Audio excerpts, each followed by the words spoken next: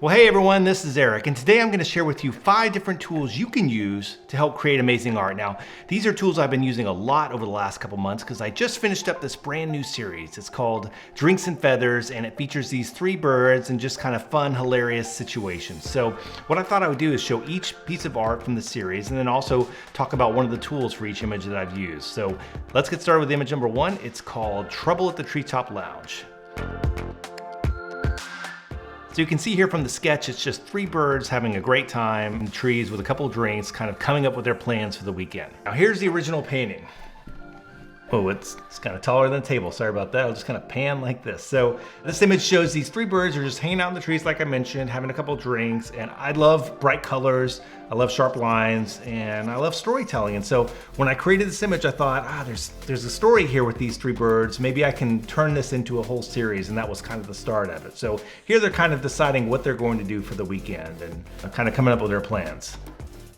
All right, so that brings me to my first tool suggestion for you, and that would be to maybe consider not using graphite pencils for your sketches. So I know a lot of people are gonna hear that and go, wait, what are you talking about? Well, I've used graphite for a long time. In fact, one of my other videos specifically talks about graphite and the Blackwing 602 pencil that I use for that sketch. But when I'm doing this kind of work and I'm working through different iterations of things, I don't like, number one, the graphite just getting all over my hand. Now, I know I can get around it by putting a piece of paper underneath and kind of working that way, but I'm much more loose with the drawing, and so it just gets everywhere and smears everywhere, number one. And number two, it is just that one color. So what I recommend giving a shot are these pencils from Prismacolor. They're called Col-Erase. Col-Erase pencils. These are erasable colored pencils, basically. You can tell by the eraser there. Now you might be watching this and going, great, erasable colored pencil, what's the big deal? Can I just erase any colored pencils? No, you cannot. Many of the pencils out there, including several of Prismacolor's, are just not really erasable at all. You take an eraser to them and you end up just destroying the paper, trying to get those marks off. So let me give you a little demo of this, and for that, we're going to swivel around to that desk right behind me. Okay, so let's talk about these erasable colored pencils by Prismacolor. Now, they come in all sorts of different colors. I've got 2 here. I've got a light blue and just a regular blue. So let me show you real quick how easy these are to erase, and also how you can use different colors to kind of create some depth to your drawing. All right, so let me show you a couple things I really like about these erasable colored pencils. So first off, I've got this light blue color here, and what I want to show you first is basically how well they erase. So if I just draw a couple lines like that with that pencil, and then I'm also gonna bust out this other pencil. This is another Prismacolor. This is their Verithin line, and this one's just a straight purple, so do a couple lines with that. If I come back over these with the eraser, you can see that although it's not perfect, I can get a lot of that blue color out with the eraser, but when I come over here to the purple, hardly any of it gets erased. And so that's just the biggest difference between these pencils, is the ability to erase most of it, if not all of it. I mean, you would just really damage the paper continuing to try to erase that purple. So that's one thing I like. Let me show you something else here, and that involves combining multiple colors. So I'm going to start with this light blue, and I'm just going to draw a circle, something like that. Now, if I wanted to define this a little bit more, usually I might come in here and kind of do a darker line around the outside. So we'll do that. All right. So that's good there, but what I like doing even more is taking another color, in this case, another Col-Erase pencil it's their straight blue line, or blue pencil, 20044. Just a little bit of a darker shade of blue, and using that to do the edge. And there you go. So now you got the benefit of having the darker blue for the outline, and then the lighter blue is kind of a little bit of a shading. In fact, if I want to go back in here and add a little bit more shading, I can do that. And that's kind of cool. Or if I want, I can take another color entirely, and in this case, I'll use their Col-Erase purple line right there, and just use it to add a little bit more interest to this shadow area. And maybe some shading with that there too. There you go. So that's a couple reasons why I really like using those Prismacolor Col-Erase pencils. All right, so I hope you can see how beneficial having an erasable colored pencil could be in your sketching process. So check them out. I'll put a link in the description below, and I've bought them individually, and I've also bought them by the box. Time for the next piece of art. All right, this one's called the 7 Seas Club. So our 3 guys have decided to head out of town for the weekend, and their stop is at this place called the 7 Seas Club. Now this Painting is based on a restaurant and bar in Chicago called the Pump Room, which was super popular, had a lot of A-list people visiting all the time. This one's called the Seven Seas Club. On to the tip. All right, so my next tip for you is to use a light box or a light table in your sketching process. And to show that, again, we are going to swivel around to the back. Okay, let's talk about light tables. Now, these have been around for decades, and traditionally you'd find them used by animators that were working on like cartoons or animated features, and they would use them to draw out all the individual frames of a cartoon, for example. I love to use it just to kind of work through all of the possibilities as far as like what a character looks like or where it's placed into a scene, and this is a perfect tool for that. Now, this desk already has a light table in. If I hit this button down here, you'll see the light come on. Hopefully you'll see that on the camera. Let me show you real quick how I use this, and then afterwards I'll mention one of the third-party products that you can get that's just a perfect little tabletop light table. All right, let's get started. All right, I'd like to show you a little bit about how I use a light table here. Now, what I've done is drawn one of my birds here, and I've been kind of intentionally drawn him a little bit off. So his beak area is just a little bit too far over. It actually needs to be backed up a little bit to around here. So I'm gonna show you how I might kind of iterate through this and work on it until I get it the way I want it. So first thing I'm gonna do is hit the button down here, which turns the light table on. Hopefully you'll see that on the camera that it's showing up there. And then I'm just gonna take another sheet of paper and go over the top here, and I'm just going to start basically tracing. That's all you're really using this for. So I'm going to start tracing the parts of the image that I know are that I'm happy with, that are correct.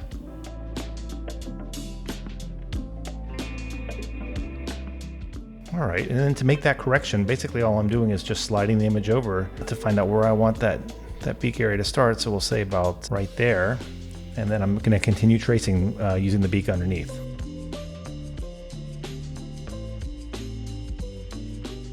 All right, and then I'm gonna go back here and just see if there's any other parts I missed.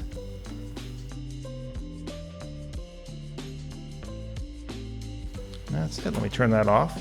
And so that's basically how I use a light table to kind of do revisions. And if I'm not happy about this or want to change something else, I'll use this as a starting point, put another sheet of paper down and make those corrections. Now, this table already has, as I mentioned, a light table built into it. But there are third-party options if you're looking for something for your home that are pretty affordable. One of them is by a company called, I think it's Huion. I don't know how to say that. But let me move back over to the other table and I'll show you about that one. All right, so like I mentioned, light tables are just a great addition to your tool chest, especially if you're the type of person that's kind of refining and iterating through designs of characters or environments. And as I mentioned, also, this one is called Huion. It's the LED light pad model L4S. I'll link to it below. There are a ton of these out there, all sorts of different ones. They're pretty affordable, so just find one that works for you and give it a shot. Now the next piece of art. All right, next piece of art. This one's called Last Swim Before Checkout. And here our three guys are just kind of hanging out, getting in one more swim before they have to leave the hotel. So this image was very mid-century modern inspired, very inspired by Palm Springs and the look of hotels out there. If you go out there, you'll see a lot of hotels that are just single floor hotels where they just, all the rooms kind of surround a pool. And so that's what was the inspiration for this one. And we can also see that one of the birds is kind of met up with one of the swans from the night before having drinks over there in the corner. So lots of fun. On to the tip. My next tip for you would be to consider using matte paint. Now, I've used all sorts of different paints from different manufacturers in the past, and they're all great. But the problem with different types of paints that aren't matte is that the sheen level will vary between them all. So when you finish a painting, some parts of it may be shiny and some parts of it may be not so shiny, just kind of depending on the makeup of the paints you use. I mean, I've used, for example, the Golden Line. This is a great paint, but like I said, you'll find different ones that have different kind of sheens to it. So what I recommend you try is matte paints. Now, those are the paints I use. Matte paints were what I used to do the original for the first image, Trouble at the Treetop Lounge. I mostly use this brand, which is Liquitex Acrylic Gouache. Now, it's not gouache. It's really just acrylic paint with like a matte additive in there that makes it matte. So just really call it Liquitex matte paint. But it's a great paint.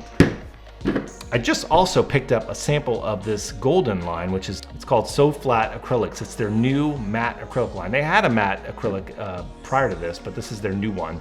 And I'm looking forward to trying this because it kind of has the quality of Golden with the matte paint look. So I'm gonna give this a shot, probably do a video or two of that coming up. So let me describe my process on using the matte paints for this. After I'm done with the painting, I want to control how that sheen looks with the varnish at the very end. So there's a couple steps involved in this process. Now the first thing you want to do is put down what's called an isolation coat.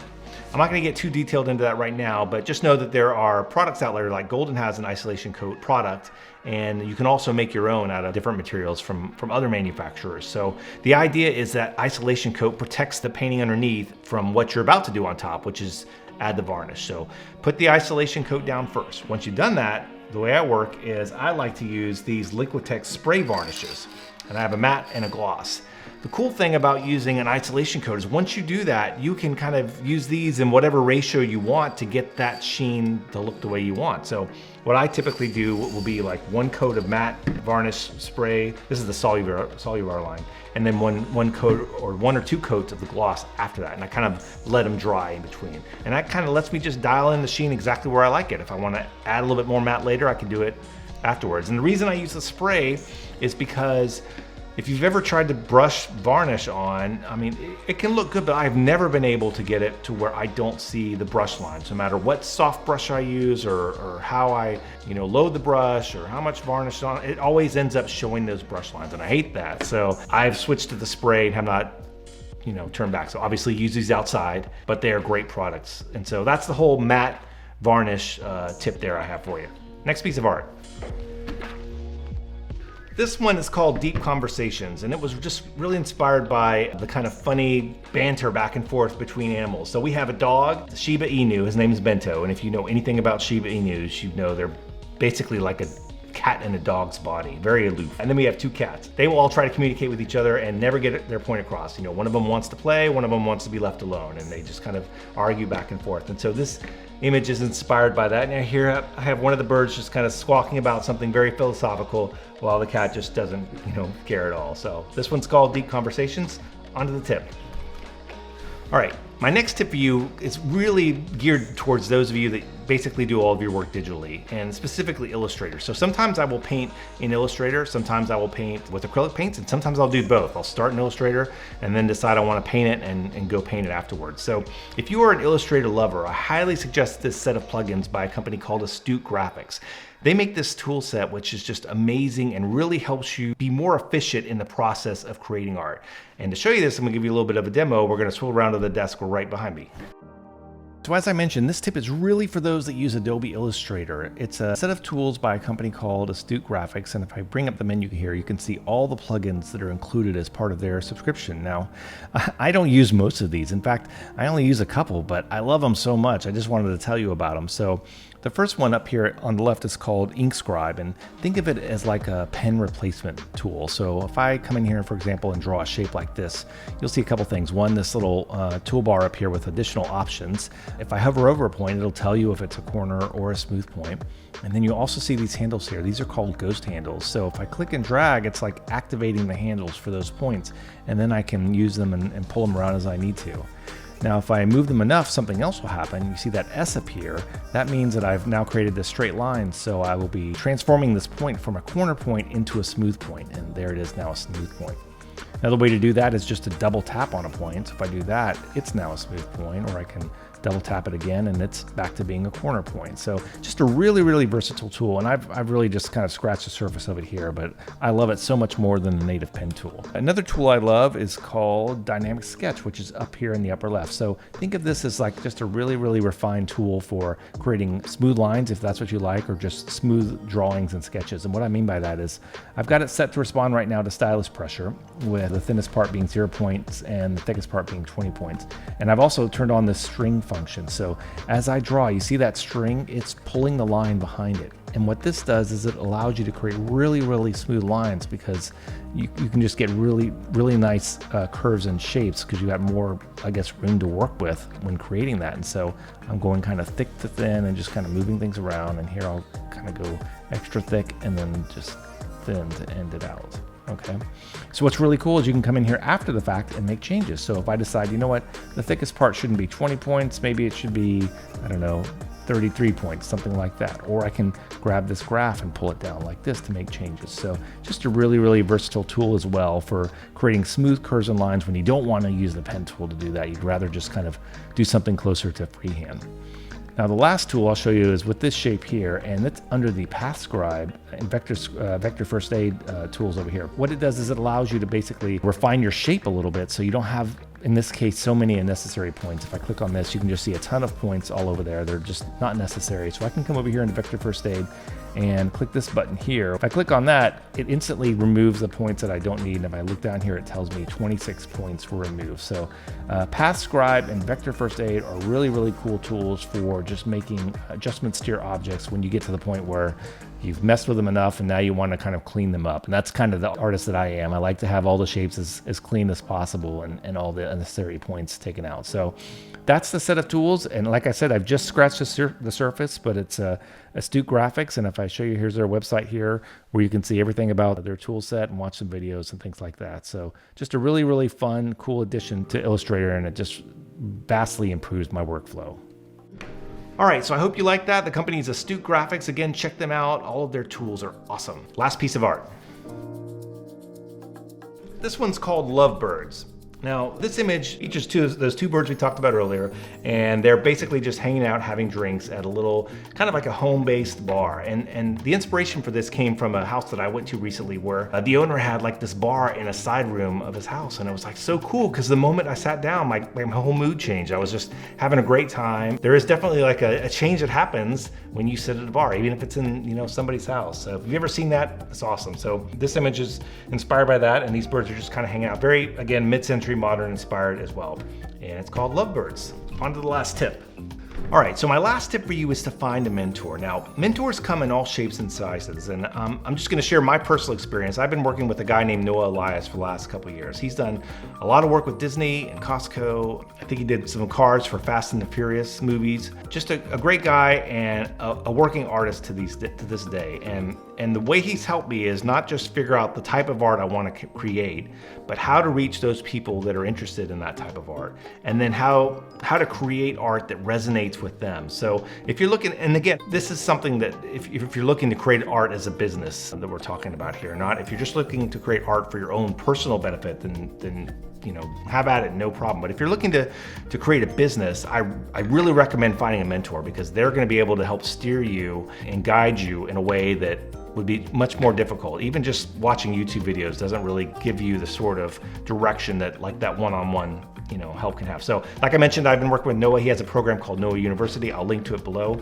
Look at it. If it's a good fit for you, then consider it. If not, that's okay. Find another mentoring program. Just find somebody, because you not just get the motivation of having that one-on-one experience, but if it's kind of like a classroom setting where there's a bunch of other people in the same group, then you have that ability to kind of bounce ideas off each other and encourage each other moving forward. And that's what we've done for the last several years in my group of people that have worked with Noah. So find a mentor. I definitely highly recommend that. All right, so that's the video. I hope you enjoyed it. Just to recap some of the tips I talked about. Number one is to consider using a erasable colored pencil over graphite if that suits you. And number two is using a light box or a light table, especially if you're the type of person that likes to kind of iterate through designs. Number three is to consider matte paint, especially if you're interested in kind of controlling the final sheen of your painting with varnish later. And number four is plugins, especially if you're using Adobe Illustrator to check out Astute Graphics. But basically, any digital art package you're using, just see if there's some plugins available that can help improve your efficiency. And then number five, the last tip is to find a mentor, somebody that can inspire you, maybe somebody that's built a community so the other people in the group can also kind of support and encourage you as you not only try to create the art you want to create, but also find the customers that your art will resonate the most with. All right, so thank you so much for watching. If you like this video, I would love for you to click the like button below. If you want to see more of my art, just head on over to fineartbyeric.com, or you can catch me on Instagram at fineartbyeric. All right, thank you so much for watching, and I will catch you in the next video. Take care.